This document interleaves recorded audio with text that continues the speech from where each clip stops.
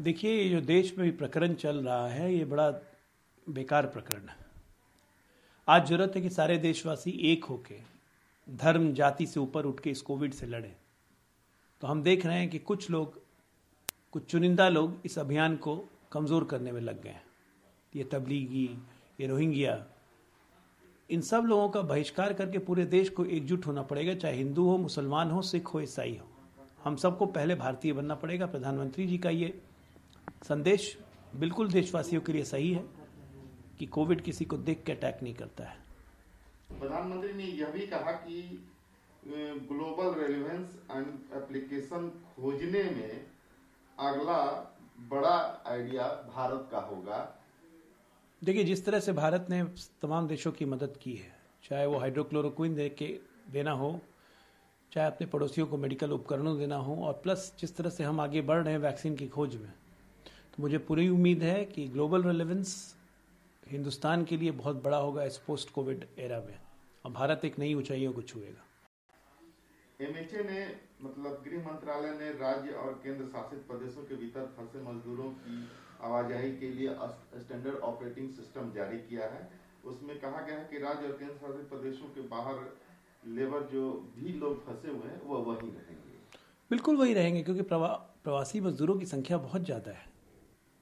8-10 करोड़ के लगभग की संख्या है, और इसमें राज्यों का दायित्व बनता है कि जो मजदूर जहाँ हैं उनको वहीं काम दिया जाए, उनको वहीं राशन दिया जाए, और उनकी समुचित व्यवस्था उसी राज्य के द्वारा की जाए। एमएचए ने बिल्कुल सही निर्णय लिया है।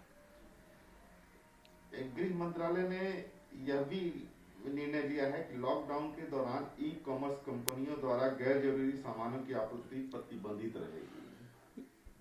ये भी निर्णय बिल्कुल सही है, क्योंकि आज हम देख रहे हैं कि संक्रमण विभिन्न तरीकों से फैलता है, तो उन सब से ऐसी तमाम गैर जरूरी चीज़ों को दूर रखना चाहिए जिससे संक्रमण फैलने का 1% भी खतरा रहे। चिदम्बरम ने भारत सरकार को हार्टलेस कहा है, इसको लेकर के कि गरीबों को कोई नगद भोजन क्यों नहीं दिया जाता। ऐसा है कि चिदम्बरम साहब के पास बहुत बड़ा दिल है ना, तो थोड़ा अपने बेटे से दिल निकाल के थोड़ा गरीबों के लिए भी कुछ कर ले। भारत सरकार जितना कर रही है, राज्य सरकार जितना कर रही है, वो चिदम्बरम साहब को दिखाई नहीं देता है, तो उसमें क्या कर सकते हैं। भाजपा विधायक और बिहार विधानसभा में मुख्य सचेतक अनिल सिंह नवादा जिला के हसुआ के विधायक हैं। वो अपनी बेटी को लाने कोटा गए और बेटी को लेकर के आए, जबकि नीतीश गवर्नमेंट ने निर्णय लिया था या कहा था कि कोटा से देखिए किन विशेष परिस्थितियों में उन्हें जिला नियंत्रण कक्ष ने पास इशू किया,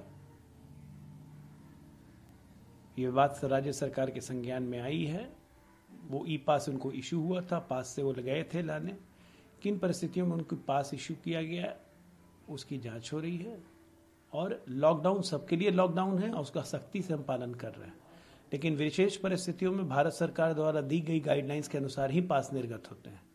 इसलिए अगर वो पास लेके गए हैं तो कोई ना कोई विशेष परिस्थिति जरूर होगी, और जो कि सामने आ जाएगी।